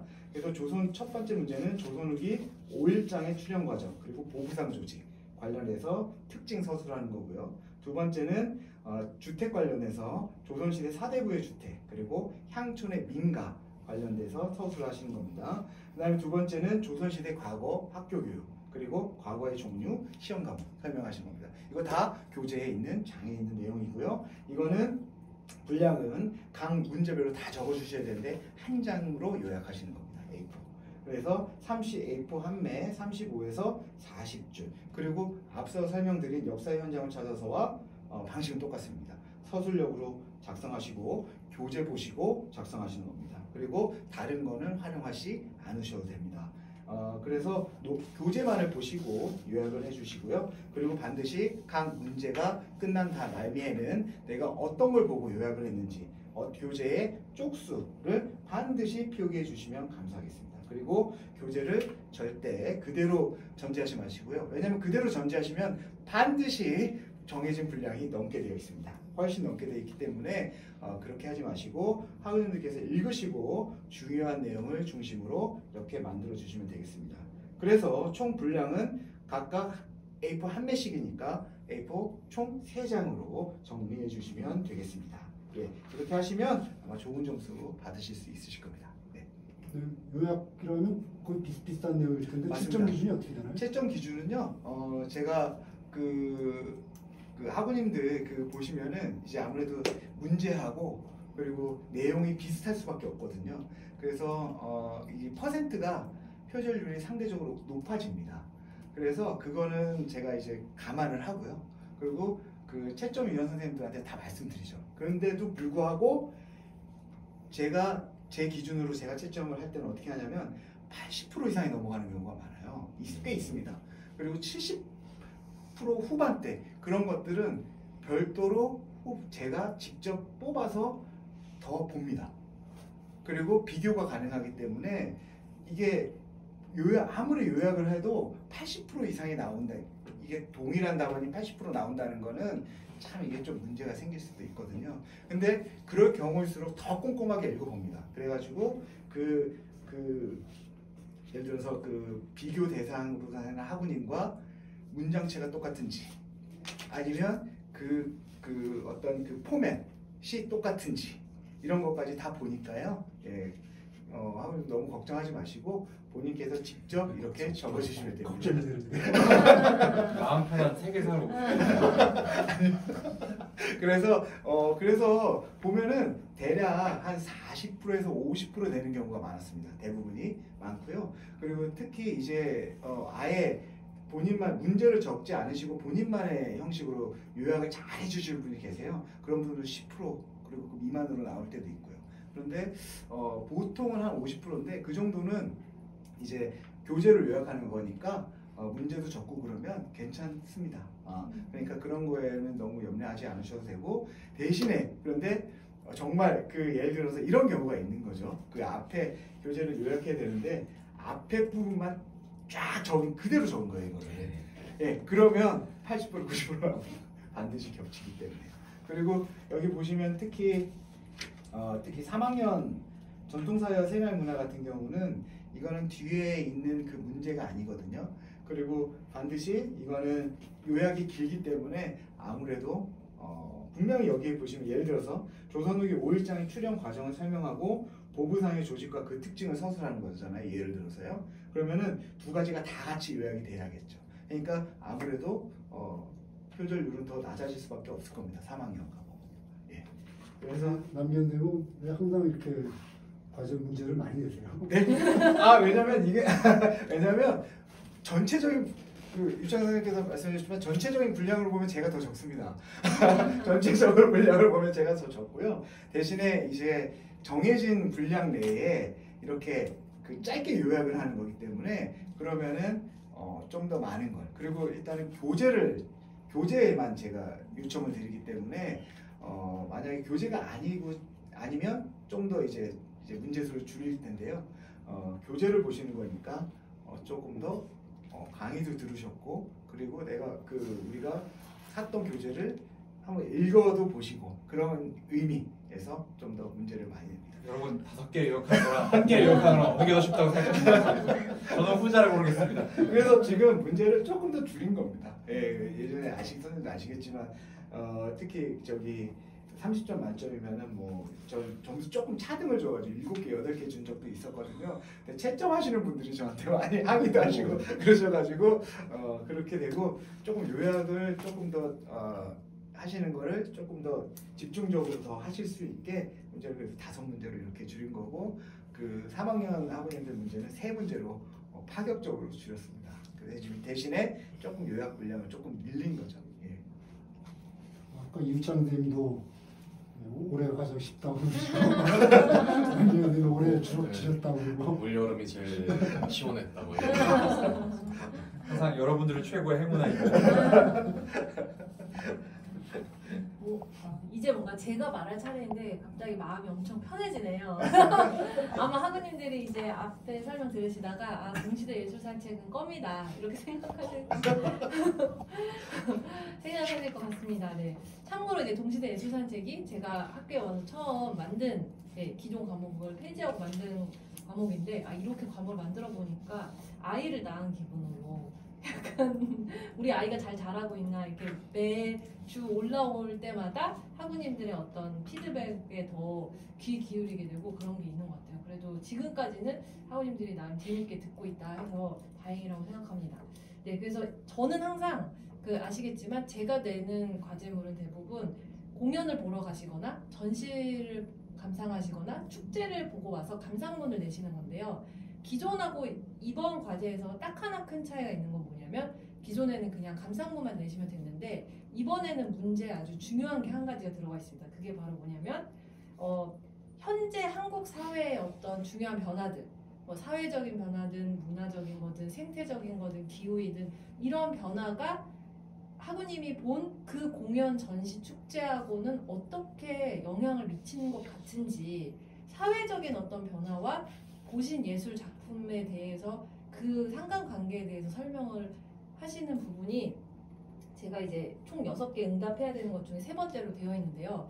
이게 어떤 의미인지 모르겠다 생각하시는 분들이 많을 것 같아서 제가 한 가지 예시를 들어보면 이제 한 가지 예로 그 코로나 시기를 저희가 지나왔는데 그 시기가 지나면서 문화예술계에서 굉장히 부상한 키워드 중에 하나가 지역입니다. 왜냐면은 코로나 때문에 이동하기가 쉽지 않고 오히려 이제 동네에서 많이 있다 보니 15분 도시 이런 개념도 나오고 했는데 그러면서 동네에서 예술을 즐길 수 있는 컨텐츠가 많아졌는데 그런 게 이제 반영이 돼서 바로 이제 전시에서도 대부분 지역에 있는 어떤 새로운 예술적 활동들을 주목하는 형태의 전시들이 굉장히 많이 지난 몇 년 사이에 있었고, 또 공연으로 보더라도 재밌는 흐름은 이제 연극 무대인데, 연극이라고 하면은 아마 학우님들은 10명, 15명의 배우들이 나오는 그런 극을 상상하실 텐데, 배우가 1명이나 2명밖에 안 나오고, 그런 배우들이 1인극 형태로 자신의 어떤 외로움이나 고립, 그런 그 시대에서 느꼈던 감정들을 그냥 한 명의 개인으로서 편안하게 풀어놓는 그런 연극 작품들이 굉장히 많아졌거든요. 그런 것처럼 이런 우리가 겪은 시대적인 변화는 예술에 바로 영향을 미치는데, 사실은 우리가 고전 작품들만 보다 보면 이게 우리 시대하고는 무슨 관련이 있는지에 대해서 생각을 하기 어려운 점이 많다 보니 제가 이런 과제를 내서, 네, 그래서 한번 꼭 그런 점을 많이 작성해 주시면 좋을 것 같고요. 그리고 제가 이제 적어놨는데, 경제적 또는 시간적 한계로 직접 관람이 어려운 분들은 또 요새 예술가들이 굉장히 좋은 예술 콘텐츠를 이제 유튜브에 많이 올리고 있습니다. 그래서 제가 그 민요하시는 이희문이라는 음악가가 있는데, 이분이 자신의 어떤 정체성에 관련된 다큐멘터리를 이제 만든 게 있어요. 그래서 제가 그거를 유튜브 링크를 올려놔서 이걸 보고 감상문을 제출하셔도 됩니다. 네, 저는 짧게 이 정도로 네, 마무리하겠습니다. 네, 그럼 마지막 이준석 선생님. 네. 안녕하세요. 문화교양학과 이준석입니다. 그 과제물 지시 사항이라든가 여러 가지 기본적인 태도나 자세에 대해서는 앞에서 선생님들께서 많이 설명을 해주셨으니까 제가 더 이렇게 반복해서 말씀드리진 않겠습니다. 다만 이제 제 과목은 다른 선생님들과 마찬가지로 역시 과제를 하면서 공부가 되는 그런 것들을 이렇게 설계를 하고 있어요. 그래서 그거를 그 전제를 여러분들이 이해를 하신다면은 과제물 하시면서 훨씬 더 마음의 부담이 적어질 거라고 생각을 합니다. 먼저는 이제 세 개의 종교인데요. 이 핵심적인 내용들을 요약하는 그런 과제물이 될 겁니다. 근데 여기서 중요한 거는 뭐냐면은 우리가 왜 이렇게 신앙 교육이 아니라 종교 교육을 받는가라는 점에 대해서 여러분들께서 먼저 생각을 해주시면 좋겠습니다. 이거는 우리의 목표는 어떤 특정한 종교에 입문하기 위해서 혹은 그 종교의 정당성, 우월성을 이렇게 알기 위해서 우리가 그 신앙을 배우는 작업과는 거리가 멉니다. 이거는 우리가 종교적인 문맹에서 벗어나는 일을 목표로 하고 있는 그런 과목입니다. 그래서 자신의 어떤 선입견 혹은 편견을 가지고 있던, 자신이 그런 관점을 갖고 있던 어떤 종교에 대해서 객관적으로 접근할 수 있는 기회라고 생각을 하시면 좋겠고요. 그 종교의 신앙을 가지라는 그런 말이 아니고 타인들을 이해하는 그런 수단과 관점에서 이 다른 종교들을 이해하는 그런 관점으로 여러분들이 접근을 해주시면 아주 좋겠습니다. 왜 남들을 굳이 이해를 해야 되느냐, 나만도 힘들다 그러면은 그거는 들장미 소녀 캔디 같은 거예요. 그러니까 거울 속에 나하고만 있는 건데 그런 거 별로 그렇게 좋진 않습니다. 우리는 어차피 나와 다른 사람들과도 더불어 살아가야 되고, 그런 사람들과 끊임없이 대화하고 같이 일하고 같이 살아나가야 됩니다. 다른 종교를 가진 사람들과 어떻게 이해와 소통을 할 것인가라는 거를 이번 기회에 또 한번 실마리를 찾으시기를 제가 바라고 있습니다. 다음은 이제 철학의 이해인데요. 철학의 이해는 우리 문화교양학과 그리고 청소년 이제 교육복지상담학과가 됐죠. 네. 그 학과들은 이제 출석 수업을 통해서 중간 점수를 받으시는데, 다른 학과들은 과제물이 있습니다. 여기서는 이제 여러 다양한 철학자들의 인간관이 소개돼 있고, 거기에서 여러분들이 가장 가깝게 마음에 들게 느껴지는 입장을 하나 정하시고, 또 가장 좀 꺼림칙하다거나 아니면 와닿지 않는 그런 입장을 하나 정해서 그런 것들에 대해서 또 서술하고 왜 그런지 이제 밝히는 그런 과제인데요. 결국에 이제 인간이 무엇인가, 인간을 어떤 존재로 바라보는가 하는 그런 질문 자체가 좀 힘겹게 다가오시는 분들도 있을 거예요. 물론 당연합니다. 이거는 먹고 사는 일도 바쁘고 괴로운데 언제 그런 쓸모없는 질문까지 우리가 생각할 여유가 어디 있겠냐라고 생각을 하시는 분들도 계실 겁니다. 하지만 먹고 사는 일과 이제 직결된 문제들, 우리 실무, 실용에 관한 그런 공부들은요, 정답이 다 나와 있습니다. 심지어는 풀이 과정까지 다 있습니다. 그래서 질문을 던지는 게 되게 무모한 일이 돼요. 그래서 몇 페이지 어디를 봐라 그러면은 이렇게 다 나옵니다. 실제로 우리가 질문을 던진다는 거는 그렇게 답이 쉽게 나오지 않고 그 답에 이르는 과정조차도 매우 고된 그런, 하지만 우리가 그걸 몰랐을 때 우리 삶의 의미 같은 것들이 한 방에 훅 무너질 수 있는 그런 질문들에 해당합니다. 철학은 그런 질문들을 모아서 이렇게 끊임없이 탐구하고 거기에 가닿기 위해서 이제 노력하는 그런 질문들의 어떤 집합이라고 볼 수가 있겠어요. 그런데 관점도 다르고 또 이제 전제들도 다르고 하다 보니까 철학자들은 10명이 있으면 10명이 서로 다른 그 세계관과 인간관을 논하게 마련입니다. 그 중에서 여러분들이 쭉 한번 읽어보시고 아 이게 좀 와닿는다, 아 이거는 좀 아닌 것 같다라는 것들을 한번 골라보시길 바랍니다. 그 여러 철학자들의 이야기들을 물론 이제 주마간산이긴 하지만 이렇게 간단하게라도 읽어보면서 여러분들이 좀 위안을 얻으셨으면 좋겠다는 게 이번 과제물의 목적입니다. 가끔 그런 생각 들잖아요. 아, 내가 도대체 왜 살지? 인간이 도대체 무엇이길래, 나는 또 무엇이길래 이렇게 또 오늘도 눈이 떠지나 또 살아가야 되나, 이런 이제 답도 없는 그런 질문들 나올 때가 있는데요. 그런 질문들을 우리보다 앞서서 훨씬 더 처절하게 고민하고 그 답을 내보려고 노력했던 철학자들의 이야기를 한번 들어보시면서 여러분들도 위안을 얻으시고 혹시 이제 고립이나 절망에 빠져 있으시다면은 거기서 또 함께 그 사람들의 손을 잡고 벗어나시는 그런 기회를 마련하시기를 제가 간절히 바라고 있습니다. 저는 여기서 마치도록 하겠습니다. 네, 감사합니다. 네, 어떻게 하느님들의 근심과 걱정이 덜어지셨는지 모르겠는데요. 네, 그래도 저라면 네, 과제물을 열심히 마무리할 힘이 나는 시간이었을 것 같습니다. 그럼 저희 오늘 문교팀은 여기서 마무리하고요. 저희는 기말 과제물 설명할 때 돌아오겠습니다. 그럼 또 만나요. 안녕.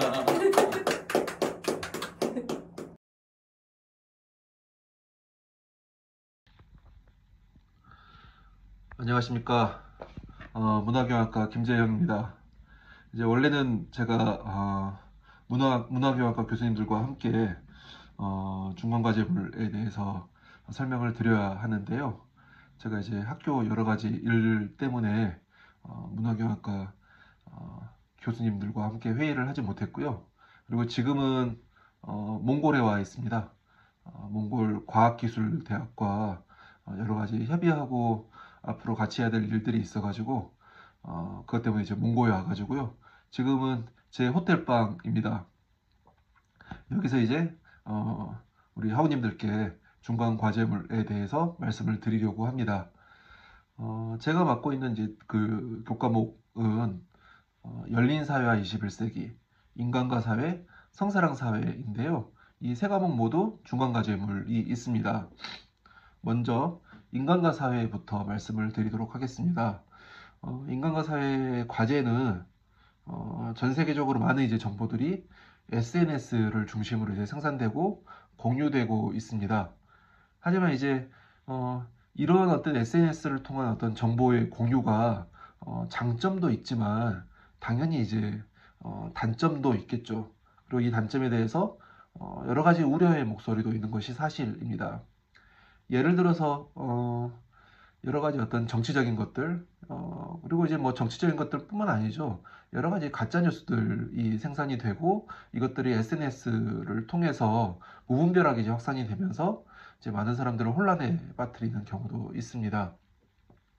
그래서 이제 과제명은 첫 번째로는 우리 인간과 사회 교재 15장 커뮤니케이션, 문화, 대중매체를 읽고 그리고 대중매체의 효과에 대해서 정리를 한 다음에 두 번째로 교재에서의 대중매체의 효과에 대한 이론들이 SNS를 중심으로 확산되는 메시지의 효과를 설명하는데 타당한지 이제 여러 사례를 들어서 서술하시오 이렇게 되어 있습니다. 이제 중간과제물 저는 이제 항상 그렇지만 굉장히 이제 학우님들이 이해하기 쉽도록 과제물을 내는데요. 항상 이제 제 생각이 짧았구나 이제 이런 것들을 많이 느낍니다. 이 과제물에 대해서 여러 가지 또 질문들이 들어오고 있는데요. 먼저 이제 첫 번째 교재를 읽고 대중매체의 효과에 대해서 정리를 하라 이렇게 되어 있는데요.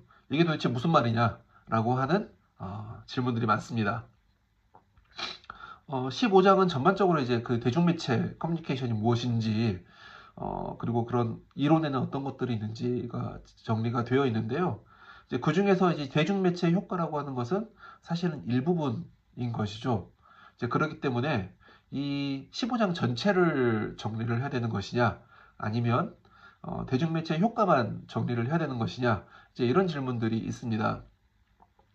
당연히 과제물에는 대중매체 효과에 대해서 정리를 하라고 되어 있죠. 하지만 이제 대중매체 효과에 대해서 우리가 이제 정리를 하기 위해서는 도대체 대중매체란 무엇이냐, 그리고 이 대중매체를 학자들은 어떻게 바라보는가, 당연히 이제 긍정적으로 바라보기도 하고 부정적으로도 보기도 할 것입니다. 이제 그런 것들이 정리가 되어야만 대중매체 효과라고 하는 것은 도대체 무엇인가, 이런 것들을 정리할 수 있을 것이라고 생각을 합니다. 다음으로 이제 대중매체 효과에 대한 이론들이 SNS를 중심으로 확산되는 메시지의 효과를 설명하는데 타당한지 여러 사례들을 들어서 서술하시오라고 하는 또 그런 질문이 있습니다. 보시면 아마 교재에 여러 가지 이론들이 있을 겁니다. 그 이론들을 모두 다 SNS를 중심으로 한 메시지 효과를 설명하는데 다 아마 사용하실 수도 있고요. 딱 보셔가지고 몇 가지 것들을 선정을 한 다음에 그것을 중심으로만 이야기를 하셔도 됩니다. 다만 그런 이론들을 설명을 할 때 사례가 중요하겠죠. 어떤 특정한 이론을 가지고 설명하는데 거기에 적합한 사례를 찾으셔가지고 사례를 중심으로 서술을 하시되 너무 그냥 나열식으로 하기보다는 몇 가지의 사례들, 몇 가지의 이론들을 가지고 조금 더 깊게 분석을 하시는 것을 추천을 합니다.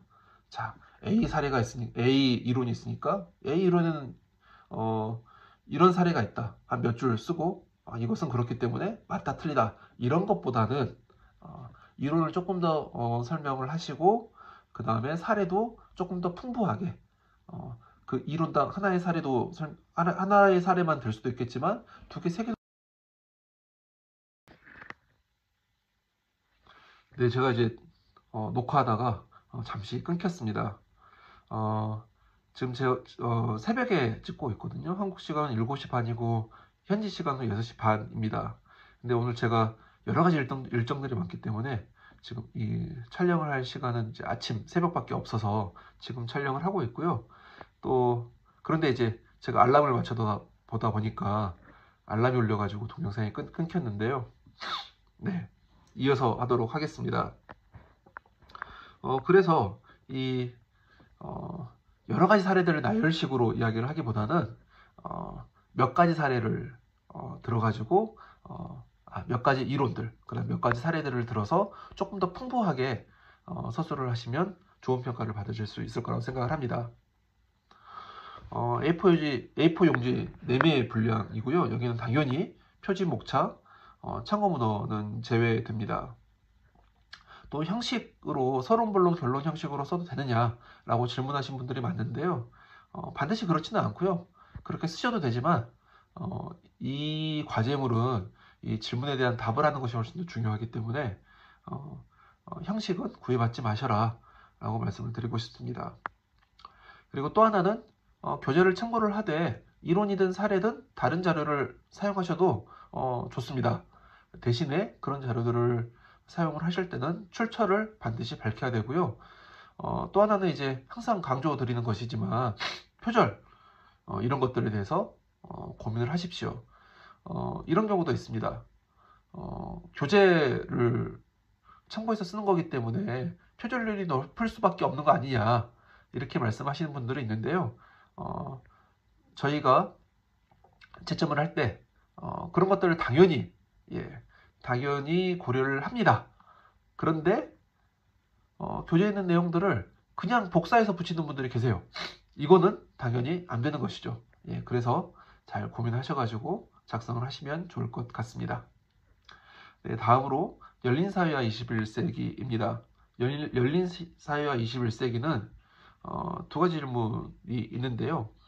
이 두 가지 질문 중에 하나를 선택을 하셔가지고 A형 또는 B형만 선택을 하셔가지고 작성을 하시면 됩니다. A형은 교재 8장과 9장을 읽고 참고하여서 지역소멸의 위기에 직면하고 있는 곳에서 마을 만들기란 어떤 의미가 있는지, 다음으로 지역소멸 속 마을 만들기와 관련한 법, 제도는 어떠한 것이 있는지, 다음으로 지역민들을 지역소멸 속 마을 만들기에 적극적으로 참여할 수 있도록 하는 방안에 대해서 조사하고 서술하시오. 이런 질문입니다. A형부터 설명을 드리자면, 이제 우리 교재에는 이제 마을 만들기란 무엇인가, 마을이란 무엇인가 이런 것들이 설명이 되어 있죠. 그런데 이제 설명이 되어 있지 않은 게 무엇이냐? 교재가 쓰여질 때는 그렇게 그런 어떤 지역 소멸에 대해서 이야기가 조금 있을까? 인구 소멸, 인구의 감소 이런 이야기는 있었지만 지역 소멸이라고 하는 것이 굉장히 심각한 위기는 아니었던 것 같습니다. 그런데 현재 우리가 이제 특히 지역, 지방과 같은 경우는 인구 감소와 인구 유출에 의해서 그 다음에 이제 저출산의 문제, 저출생의 문제도 있죠. 이런 상황에서 지역 소멸의 위기가 약간 심각한 상황에 있습니다. 이제 이러한 어떤 상황에서 마을 만들기라고 하는 것은 어떤 의미가 있는지 이런 것들을 우리가 고민을 해봤으면 좋겠습니다. 자, 인구가 소멸이 되고 있고 굉장히 심각한 고령화를 겪고 있죠. 60대 초반, 후반이어도 지역에서는 청년, 막내인 지역들이 많잖아요. 이런 곳에서 마을 만들기라고 하는 것은 무엇인지에 대해서 고민을 할 필요가 있을 것 같습니다. 다음으로 이런 지역 소멸이라고 하는 것이 지자체 입장에서 굉장히 심각한 어떤 위기이고 당면한 과제이기 때문에 이를 해결하기 위해서 국가, 중앙정부도 마찬가지지만 지역정부에서도 지자체에서도 이것들을 해결하기 위한 어떤 법, 제도 이런 것들을 고민을 하고 만들고 있습니다. 그런 것들이 어떤 것들이 있는지 그리고 그것들이 효과가 있는지 이런 것들에 대해서 좀 정리를 하시면 좋을 것 같습니다. 마지막으로 이런 지역민들의 지역소멸 속 마을 만들기에 적극적으로 사람들을 참여시킬 수 있는 혹은 스스로 이제 참여할 수 있는 방안에 대해서 조사하고 서술하시오라고 하는 것인데요. 이제 이번 질문과 이어지는 것이죠. 그런 어떤 법과 제도가 있고 그런 법과 제도의 어떤 목적을 실행을 하기 위해서 여러 가지 또 프로그램들이 있을 텐데요. 그런 것들 프로그램들이 잘 되는 것도 있겠지만 또 잘 되지 않은 것도 있을 것입니다. 잘 되지 않을 경우에는 어떤 대안들이 있을 것인가에 대해서 고민을 하고 서술하시면 좋을 것 같습니다. 방금 말씀드린 것처럼 A형, B형 중에 하나만 고르셔가지고 서술을 하시면 됩니다. 제가 B형을 설명을 안 드렸네요. 죄송합니다. B형은 첫 번째, 이것도 마찬가지입니다. 교재 8장 9장을 읽고 참고를 하시면 되시고요. 첫 번째는 도시 유목민에 대한 개념과 현실에 대해서 조사하여 서술하고, 두 번째로는 장기 거주자가 상대적으로 적은 도시지역에서 마을 만들기란 어떤 의미가 있는지, 마지막으로 이러한 상황에서 마을 만들기의 어려움, 대안에 대해서 구상하고 서술하시오라고 되어 있습니다. 지역과 같은 경우는 마을 만들기에 지금 가장 어려운 것이 인구 감소, 인구 유출인데요. 도시에서는 반대로 마을 만들기에 있어서 가장 어려운 것은 마을이라고 하는 것은 그 한 공간에 오랫동안 거주하는 사람들, 전통적으로는 이제 그런 사람들이 이제 서로 이제 네트워크를 만들고 마을이 구성이 되는데, 도시라고 하는 특히 한국에서의 도시라고 하는 특징은 이제 그렇게 한 곳에 오랫동안 거주하는 사람들이 많지가 않다라고 하는 것입니다. 뭐 부동산이라든가 혹은 직업이라든가 직장이라든가 그런 여러 가지 이유들 때문에 여러 곳을 이제 이사를 자주 다니는데요. 이제 그런 것들을 이제 표현하는 어떤 개념이 도시 유목민이라고 하는 개념이 있는데, 이거를 중심으로 도시 유목민에 대해서 먼저 조사하여 서술을 하시고, 두 번째로는 그런 어떤 장기 거주자가 상대적으로 적은 도시 지역, 그리고 도시 유목민이 많은 지역에서의 마을 만들기라고 하는 것은 어떤 의미가 있는가에 대해서 서술을 하시면 됩니다. 교재를 아마 읽으시면 여러 가지 생각들이 아마 드실 거예요. 그리고 이제 마지막으로 그런 상황에서 마을 만들기라고 하는 것은 어떤 어려움들이 있는가에 대해서 서술을 하시고, 그런 것들을 극복하기 위한 대안은 무엇인가, 이런 것들에 대해서 고민을 하시면 좋을 것 같습니다. 두 문제 모두 교재에 있는 여러 가지 내용들이 있잖아요. 마을 만들기에 대한 내용들이 있는데, 그것들을 가지고, 자료를 가지고 현재 상황에 대해서 고민을 하시고 서술하시면 좋을 것 같습니다. 예. 아까도 이제 설명을 드렸지만 두 주제 중에 하나만 고르시면 됩니다. 두 개를 쓰신다고 해서 더 많은 점수를 받을 수 있는 건 아니니까요. 하나만 선택해서 작성을 하시고, A4 용지 4배, 4장이라고 되어 있는데, 학교에서 이제 과제를 제출하실 때는 4장, 양면으로 하는 것은 없습니다. 4장으로 써 있어도 4페이지를 의미를 하는 것이니까 그렇게 작성을 하시고, 표지 및 참고문헌 등은 제외됩니다. 역시 또 여러 가지 자료들을 사용하실 수 있지만 반드시 출처를 밝히셔야 되고, 또 온라인에 있는 혹은 다른 학우님들의 있는 일의 과제물을 그냥 참고하시는 것은 그냥 가져와 가지고 복사 붙여넣기 하시는 것은 심각한 뭐라 할까요, 위법행위로 보고 있기 때문에 표절은 조심을 하셔야 됩니다. 인간과 사회도 그렇고 열린사회 21세기도 그렇고 두 과제 모두 우리가 지금 처해 있는 여러 가지 사회 문제들, 사회 현상들을 설명하고 분석하는 이제 그런 과제물 내용이고요.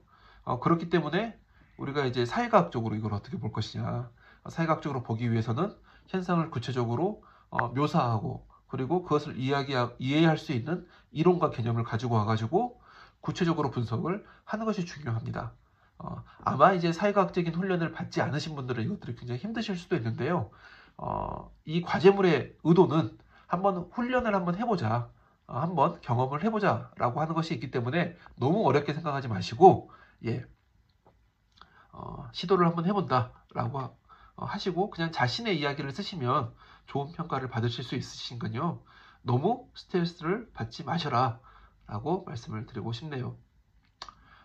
마지막으로는 성사랑사회입니다. 성사랑사회는 이제 참고문헌을 중에 하나 저서를 읽고 그것을 하나를 독후감을 쓰시는 건데요. 어떠한 형식에 구애받지 마시고 내용을 간략하게 정리를 하신 다음에 자신이 이제 성사랑사회 교재도 읽고 강의를 들으시면서 느꼈던 여러 가지 것들이 있으실 겁니다. 이제 그것들에 기반을 해서 자신의 생각을 쓰시면 됩니다. 성사랑사회 교재, 과제를 읽고 특히 이제 중간과제물에 추천되어 있는 저서를 읽으면서 여러 가지 오해를 하신 분들이 굉장히 많으신 것 같아요. 특정 성을 위해서 이 교과목이 만들어진 것이 아니냐라는 오해를 하시는 분들이 많은데요. 전혀 그렇지 않습니다. 이제 그렇게 보인다 하더라도 그것이 결과적으로는 우리 사회 전반적으로, 그리고 남성과 여성 혹은 이제 여러 가지 또 성적 지향들이 있으니까 그런 모두를 위한 어떤 것이라고 생각을 하시고 과제물을 작성을 하시면 좋을 것 같습니다. 역시 내매 분량이고 표지 이런 것들은 참고문헌 이런 것들은 제외하시고요. 중요한 것은 이제 표절 문제이고요. 또 하나는 답안 작성을 하실 때 선택한 저서를 반드시 앞에 기재를 하시고 답안을 작성을 하시면 좋을 것 같습니다. 네, 그러면은 즐거운 한 학기 되시고요. 과제물도 잘 작성을 하시기 바랍니다. 그러면 다른 기회에서 뵙도록 하겠습니다.